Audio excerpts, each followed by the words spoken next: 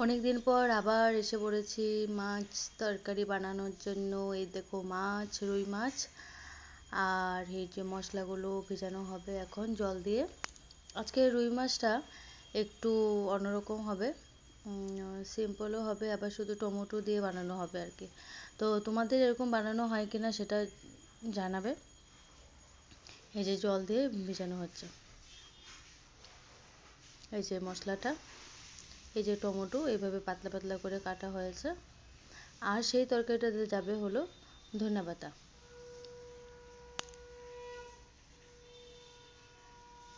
রয়েছে কিছুটা কাঁচা লঙ্কা।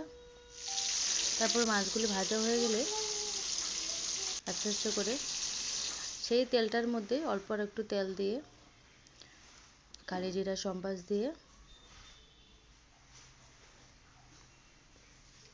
তারপর এই টমেটোগুলো তেলের মধ্যে ছেড়ে দিল।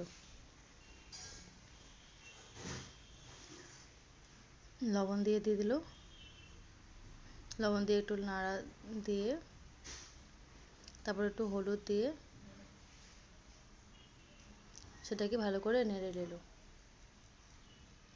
ভালো করে নাড়ার পর, অনেকক্ষণ নাড়া হয়ে যাওয়ার পর, এখন ওই যে মশলাগুলো ভিজানো ছিল যে সেই মশলাগুলো দেওয়া হয়ে গেল। সব মশলাগুলো দেওয়ার পর সে ভালো করে নাড়িয়ে কাঁচা লঙ্কা দিয়ে দিল। কাঁচা লঙ্কাটা দেওয়ার পর সে অনেকক্ষণ একটু ভালো করে জাল দিয়ে মাছগুলোকে দেওয়া হয়ে গেল। মাছগুলো এইভাবে দিয়ে এক একে করে দিয়ে সেটাতে অল্প জল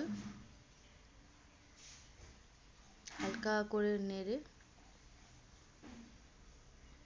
ভিজিয়ে রাখা মশলার মধ্যে একটু জল মিশিয়ে সেটা দিয়েছে আর কি। তারপর হালকা করে একটু নেড়ে, তো অল্প জল দিয়ে দিল বাটিতে করে।